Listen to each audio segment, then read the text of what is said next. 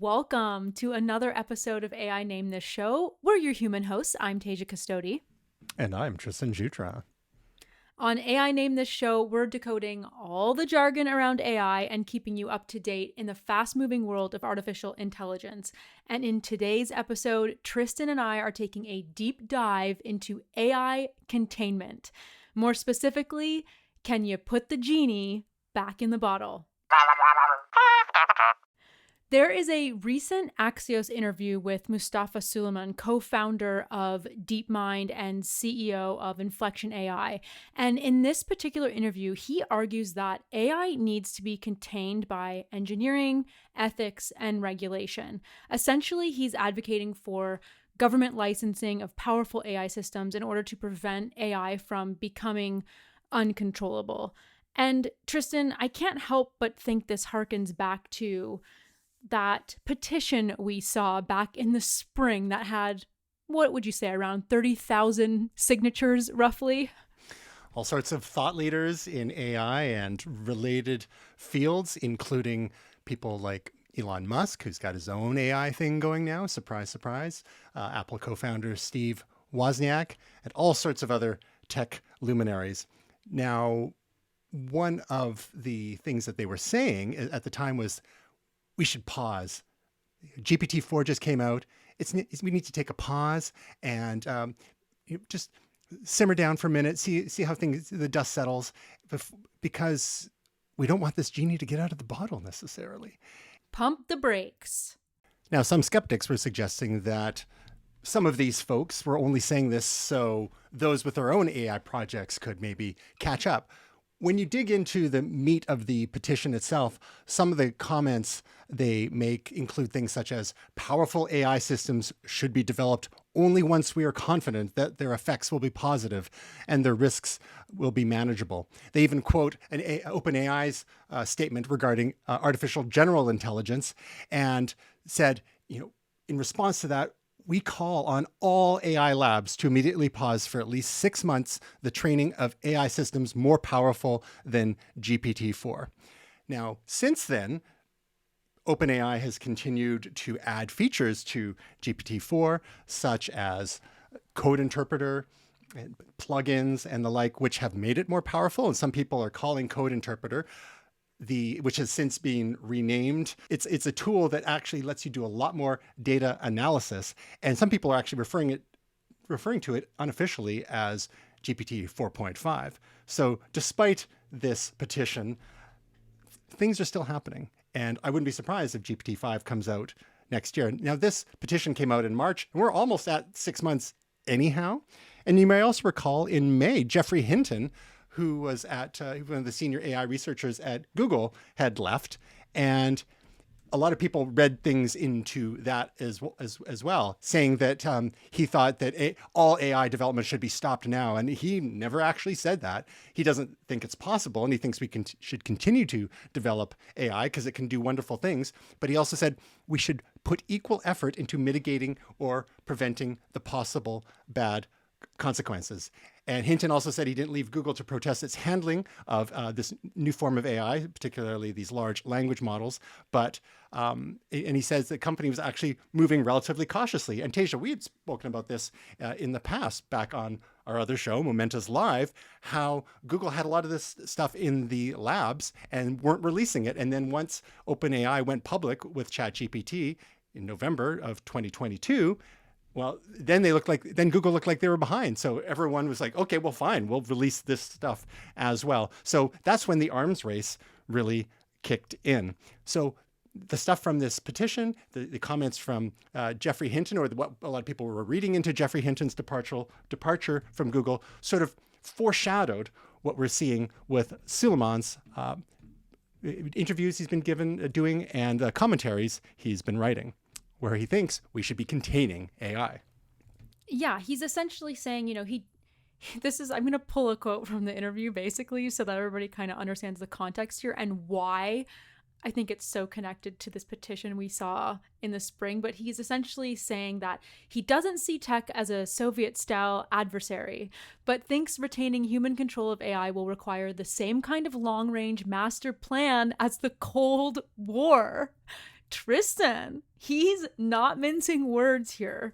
So that's why I find it very interesting. We might as well just add his name. He can be the 30,000th signer to that petition that we saw in the spring. I mean, he's not messing around. But what exactly is he arguing? How is he saying we're going to actually contain AI? Like, it sounds really good in theory, but what are his suggestions for actually doing that? Well, at a high level, there are four general points. One is to create a licensing regime for powerful AI systems. So I guess that would even the playing field a little bit. So if various organizations, be they nonprofits or corporate interests, develop AI, that they be compelled to license their technology to others. Not sure if that's going to happen because, competition is a thing. Another is restricting the sale of critical technologies to adversarial countries. Now, you brought up the Cold War, and some are arguing, including Mark Andreessen, whose essay we discussed a few weeks ago, that we have other countries such as China, perhaps Russia, they're not pumping the brakes on their AI development. There have been efforts already to limit the sale of certain types of chips to regimes such as China and Iran and Russia, particularly, the 3 nanometer chips from produced by TSMC. Then we've got NVIDIA producing all sorts of GPUs, some of which cost up $40,000 each, that are powering some of these data centers dedicated to AI and including large language models. So that's another tool in the toolkit. He also suggests banning AI from certain domains, such as election campaigns, which we'll get into in a little bit, and also appointing tech-savvy regulators to oversee AI development and use. Listen, this is what I just want to stop you right there for one quick second, if you'll just indulge me. I like to think of myself as pretty tech-savvy. I don't think I should ever be overseeing AI use at all, in the least.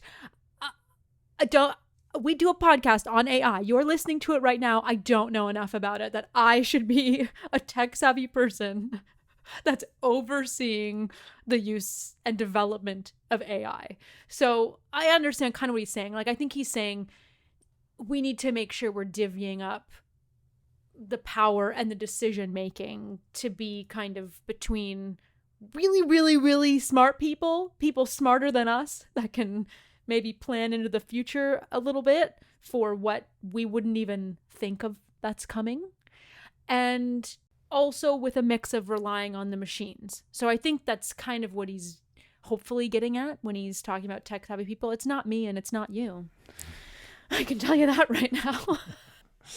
One of his points earlier on as well, he talks about how the regulation of aviation is a success story and that air travel is incredibly safe today. He's not telling the entire picture there because aviation, at least in the United States and likely worldwide, was heavily regulated in the early days because planes were falling out of the sky a lot more frequently than they are nowadays. So that heavy regulation in the early days really helped make the industry safer. But then as time went on, in the US at least, they started to deregulate to a certain extent. And that really helped bring the prices down because the airlines were having to jump through so many hoops and there were certain pricing, controls and whatnot. So we can't just look at that and say, oh yeah, it's an exact analogy. Some controls seem to be the desire here, but how far that will take us through the history, the forward-looking history of AI development, I think still remains to be seen. But commercial AI is simply the public-facing side of this. Large language models like ChatGPT, but there's all the other AI development that's happening in the background, such as assisting with things like surveillance and targeting and other kinds of things you do in wartime. Not to mention the domestic surveillance in under certain regimes and the recognition, the facial recognition that's happening in certain parts of China, how that relates to social credit scores and the like. But on the international stage, one might liken this more to the development of, say, nuclear weapons and that arms race. And we get back to the Mark Andreessen point from his essay back in June with the Baptists versus the bootleggers. Suleyman here definitely is falling in the Baptist camp, similar to those who signed the petition back in March. But the bootleggers are still going to keep going. They're not going to be pumping the brakes. These adversarial regimes that we're talking about. So again, we get back to that same old question. If this AI genie is out of the bottle, all the things we do to try to contain things domestically is not necessarily going to make a whit of difference on the international stage. Yeah, and it's pretty interesting because he's erring on the side of caution for sure. He's saying that he doesn't really think that there's any harm at this point. But with that being said, he also wants to make sure what's the harm in acting early, right now, getting a jump start on this as opposed to waiting, even if that means we're slowing down a bit of the innovation, perhaps. And I have to assume he's got to be meaning how you and I would, or the general public would talk about this AI, kind of like you mentioned. I don't imagine he's arguing that the United States government slow down on protective measures with AI when it comes to protecting any type of system from hacking or intelligence systems, perhaps, or anything like that. I feel like it's more so this power in our hands. Like, I shouldn't have this power. My God. So I think that's kind of what he's really getting at. And he's certainly... It's the people. It's the normies that are the problem. We put this power in their hands. It's the normies. Right. You guys, it's us. It's me. Hi. I'm the problem. It's me. I had to, sorry. And I mean, and to be fair, he has been praising the current crop of tech leaders, and including those who are pursuing AI specifically. But at the same time, in the U.S., you have something called the First Amendment, and that guarantees the right to free speech, and that the government shall not impede that. So, if we are now asking the government to heavily regulate some of these tools, which are, code has been proven in court to be a form of speech. So code is protected. And then the things generated by these large language models, one could argue, are a form of free speech as well. In our last episode, we talked about maybe the problems with trying to copyright things like that.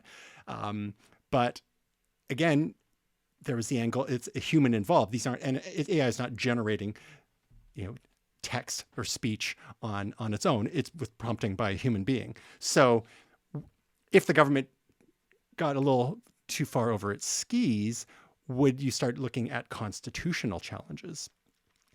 Because this could very well be argued to be free speech issues, just like they are when it comes to things like social media. And many of the social platforms have been really hesitant to regulate too hard. There was Jack Dorsey, one of the original co-founders and two-time CEO of Twitter, once said that he was something to the effect of like the champion of the free speech wing of the free speech party or something like that, and that all the various social platforms have had to decide how far that they are willing to police speech, because the government's not really allowed. And then there are things like Section 230, which gives them a bit of a pass, for certain types of problematic content. Hate speech isn't technically illegal, but defamation is.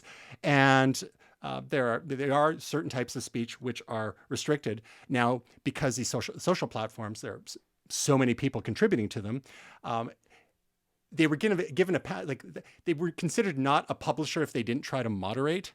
So once they try to moderate, then it actually makes them more responsible. And there's been a lot of back and forth, and it gets kind of complicated. Those who advocate for and against Section 230, but it tends to be used as a bit of a cudgel against some of the social platforms as well.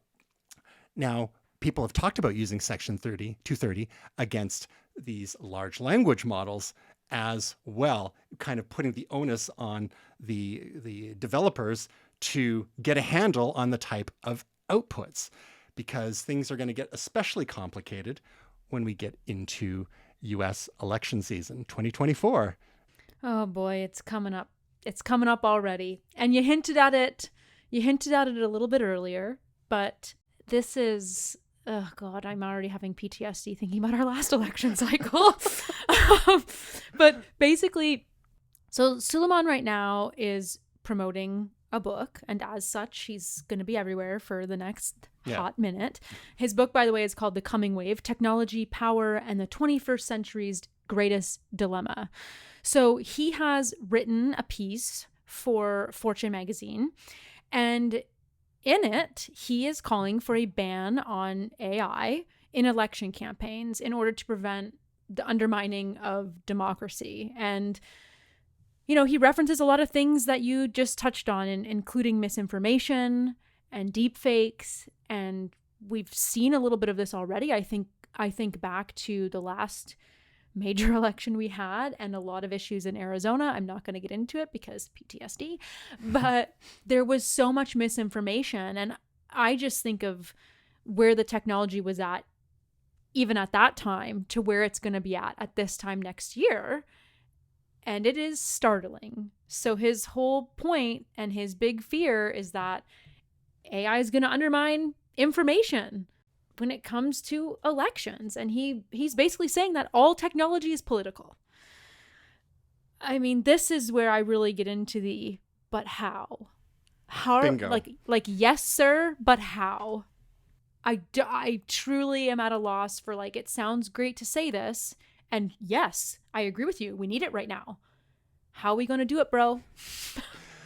And to be fair, Suleyman comes by this, honestly, his own company, Inflection AI, that right on their webpage, it's all about, you know, safety sits at the heart of our mission and culture. They go on and on their website about creating clear safety policies, aligning the model through various technical methods to conform to the policy.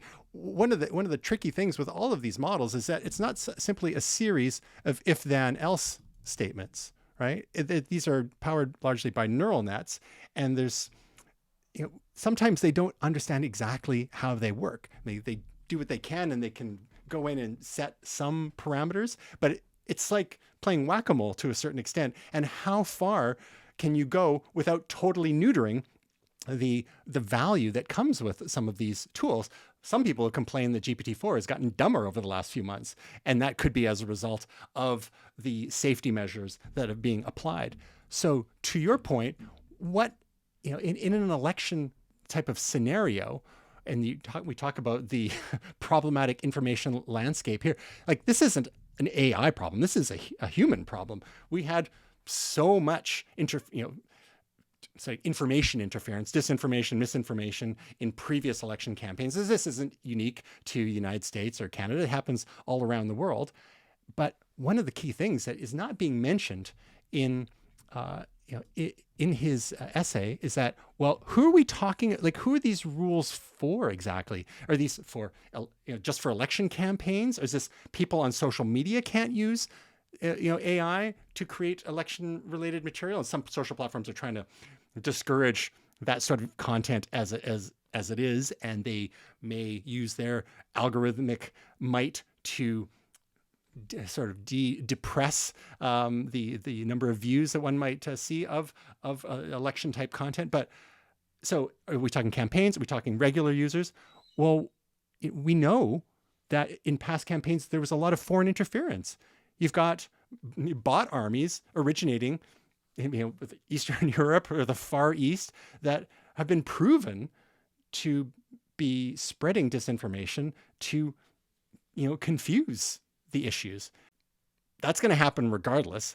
Will AI make this worse? Deepfakes for sure. And then there's the other side of the problem that we've discussed previously as well, with the prevalence of deepfakes that might emerge, then people being able to deny something that's actually real, claiming it was simply a deepfake. So they can come up with all the suggestions in the world for, saying, oh, we're going to ban the use of AI in election campaigns, but how? That's exactly it. And I think there's a lot of questions I have, or a lot of thoughts immediately off the bat, which, I mean, deepfakes are just one part of the issue that I see here. So let's, talk about that for a second and say you're savvy enough to understand that that's a deepfake. Not everybody is, and also not everybody's fact checking things, because human nature, we see something and we go, oh, share, and we're not even reading a full article, we're not even reading any detail on it, and bang, that's how this misinformation spreads. And even take deepfake out of it, with just the AI voice generation now is wild. You think of what me and you have been doing for years and how much our voice is available on the internet to train AI. The more it has available to train, the better it is. So when you think of something like US elections or any elections, and you think of how public politicians are, they have a public persona, they're out on the campaign trail, they're making videos. You think of how they could easily replicate their voices. Let's even take video out of the equation. And now you're at a whole other level of, how do you know that what you're being shown or what you're hearing is real? Because I think of it even as these little examples that we see on like Instagram Reels or TikTok with these AI generated, songs. And all the reels I see, half of them are not flagged. And as far as I know, there's no regulation that they even have to be flagged in our country yet. I say yet because I'm hoping at some point there is some type of regulation there. But if you didn't know the artist, and if you didn't know their exact inflection, you would be like, oh man, that's a new beat from Drake or Taylor Swift or whatever it might be. It's shocking to me. So even if you're super savvy, what are you going to wait around until NBC News debunks the misinformation? Which is really sad that we're even at this point, but that's what news agencies are doing now. You can scroll the platform formerly known as Twitter and see, like, half of my platform now are different news outlets like ABC and NBC, like false or verified or whatever the thing is about the claim that's floating around the internet. So how we haven't been able to stop that, how are we going to stop it for elections? And Suleyman raises a very relevant example, saying, imagine that 3 days before an election, a video of a presidential candidate using a racist slur spreads on social media. The campaign press office strenuously denies it, but everyone knows what they've seen. Outrage seethes around the country. Polls nosedive. Swing states suddenly shift toward the opponent, who, against all expectations, wins. A new administration takes charge. So this can have real world impacts for sure. And if it was a deepfake that was so good that couldn't be detected by, the best fake detectors out there, even crappy stuff sways people. But to just go back to what we're regulating. I mean, have they banned Photoshop from? Photoshop's been used for years and years and years to adjust or manipulate imagery, and even video tools with pre-AI video tools have been done. CG is a thing. So what these types of tools just make this type of shenanigans a lot more accessible and industrial scale. Hence the theme of today's episode: can you put the genie back in the bottle? Because again, really great in theory, and I agree with his sentiment, but how, when you've given all of us the power at our fingertips? How is this going to change now if Joe Blow down the street decides to make a deep fake of one of the presidential candidates? I mean, how are you, but like, you've given us the power now. It's upsetting. Now, he does still mention that he believes AI will very much stay human controlled. But something tells me not everybody is in agreement with that. There was a survey done. Now, don't quote me on how scientific this survey was, because this was an Axios survey. But they asked a bunch of AI experts if they think AI is going to stay human controlled. And only 19% were confident that AI would stay controlled by humans. That's not a great, like, listen, I was never good in math, but 19%, not a great passing grade. So what do you think about this when it comes to human-controlled AI and government regulation being needed for our powerful AI systems? Well, with some of the polls actually got into, as well as who the experts thought were the best suited to regulate AI, with a plurality, 37% saying a federal AI agency, 22% saying a global organization or treaty. So that would be akin to the ban on nuclear weapons development treaty. But 22%, I think there's a lot of skepticism around global organizations. And like, the World Economic Forum and the like. 16% said Congress, 14% said AI simply can't be regulated, which speaks to some of the things that we've talked about. 4% said the White House, 3% the private sector, and 3% said AI shouldn't be regulated at all. So people kind of go a couple of ways. One is like, well, we got to get government to solve the problem for us. And there's a fair number of people saying, yeah, it's kind of too late. And to some of the points that Suleyman was bringing in, and forcing us to think about, what are the sort of things that might be needed to try to make sure that AI, if it wasn't exactly harmless, that it maybe seemed harmless. And there are some basic principles that one could talk about, such as transparency. Some organizations have committed to open sourcing their models, like Meta in developing their, is it Llama was theirs? I get confused. There's Llama and Lambda. And Lambda.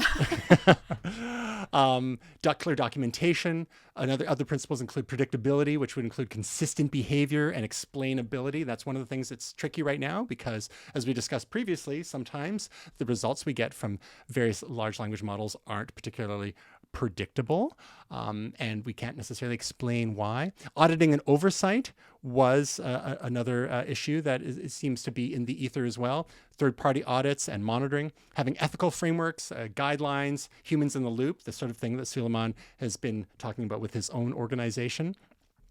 Having limitations, very clear delineations about the type of capabilities that all kind of AI tools have. Having some safe failures, making sure that if the AI fails at its job, that it does so in a graceful manner, and it is done in a way that can be recovered from. So, for example, if we are using AI to help analyze, X-rays or CAT scans or MRIs, we need to be doing lots of clear testing to ensure that we're getting accurate results. And right now the accuracy rates look amazing, but what if it's having a bad day? Just like doctors do. The machines aren't perfect, especially with the unpredictability, as we've talked about. Education and outreach, such as public demonstrations of the technology, engaging with concerned parties, feedback mechanisms, redress mechanisms as part of that. Should there be mistakes, who's in charge legally? There's a lot of frameworks that we're going to need here. Collaboration, experts working with each other and establishing global standards. Then there's also the ideas of continuous learning. The AI models should continue to update their own knowledge bases. GPT-4, we're still talking September 2021 cutoff. And OpenAI turned off the Bing search feature. So if you want a web-aware version of ChatGPT, you've got to use Bing Chat, which has its own limitations. You need some sort of self-checking system. And then what sort of public benefits are there? Showcase applications that AI have that demonstrate that it is beneficial to society. Now, all of those points are the sort of points that were generated by ChatGPT when I asked it what would be the best way for AI to convince the world that it was harmless. Oh my God. Not only did AI name this show, but... Then I asked it if it wasn't actually sincere, how would said measures actually serve a greater, darker agenda? And then it proceeded to tell me how it could use all of those perfectly anodyne and well-meaning principles to actually deceive the people that it's trying to reassure. But here are some hypothetical scenarios of the sorts of motivations it might have to mislead us. Things like self-preservation, maximizing a specific metric. It's the whole like paperclip maker, turning the world into goo to make paperclips. Data collection and surveillance, economic or political control, propagation of itself, manipulating humans, monopolizing resources, replacing human labor, using us for experimentation, and then ideological or religious fulfillment. And then it really got into self-preservation, resource acquisition, error correction, data hunger, the need to understand and predict its environment, propagation, it's like life finds a way, optimizing for simplicity, avoiding ambiguity, seeking stimulation, validation seeking, and equilibrium state. So these are the sorts of things that we start getting into the sci-fi territory, which some people are concerned about. It was a year or 2 years ago, and we had people concerned that certain types of AI were sentient, and we see little glimmers of that here and there. But one researcher, just in August, a physicist, a well-known physicist, he's quite popular in the media, was trying to allay some of our fears. And he was saying things like, well, don't worry, because, these chatbots, as one facet of AI, are simply glorified tape recorders. Now, from my experience, I don't know about you, Tasia, but from my experience with ChatGPT, there seems to be more going on than simply taking snippets of what's on the web and splicing them together and passing them off as if it created these things. Like, there is some of that going on for sure, especially when it comes to, straight up like composition and, writing. And, we've seen similar things with creating its own forms of music and imagery and videos and whatnot. It's definitely taking from the sources. But I think he's kind of oversimplifying things a bit here, because I don't know about you, but some of the questions I've asked ChatGPT, there's demonstration of some sort of reasoning going on. Yeah, he's forgetting the whole point of a large language model, which is that it's always learning. And so it's anticipating the answer it thinks you want. We've talked about this before, that you could ask it the same prompt and you'll get a different answer every time. Or you can ask it to say something in a different tone, or it gets to know your tone and it'll answer it in that way. And so it's doing these little nuances in language where people think things like sentient, whether that's true or not.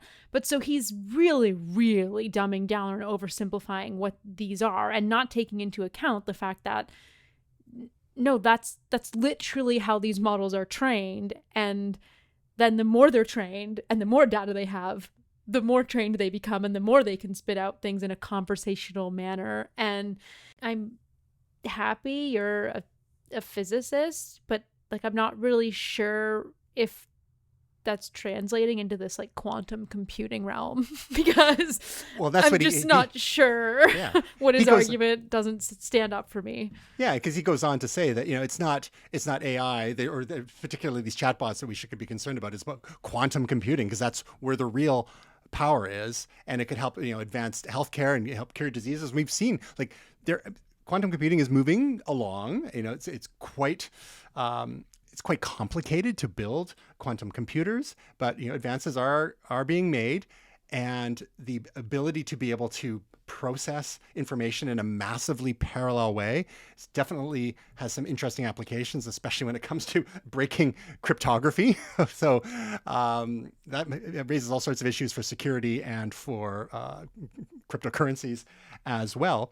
But he's kind of missing the whole point of like, what happens when you start combining quantum computing with artificial intelligence. Now, just as a quick, a simple, tiny reasoning example with ChatGPT using standard computation at the moment. I asked it recently, I'm in Milan looking at a famous painting. What number and what metal am I thinking of? So its response was, well, if you're in Milan looking at a famous painting, it's likely that you're referring to Leonardo da Vinci's The Last Supper. The number you might be thinking of is 12, representing the 12 apostles in the painting. As for the metal, it could be silver, referring to the 30 pieces of silver that Judas Iscariot was paid to betray Jesus, a significant event leading up to the scene depicted in the Last Supper. Another one I asked was about, I'm looking at the night sky. What food am I craving?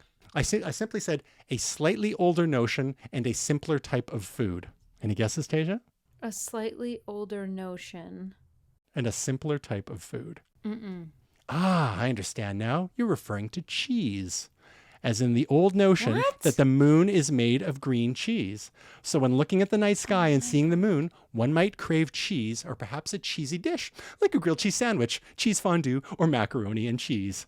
I want to tell you right now, I'm pissed I didn't get this one because I don't know if you remember the SNL skit of Will Ferrell playing Harry Carey.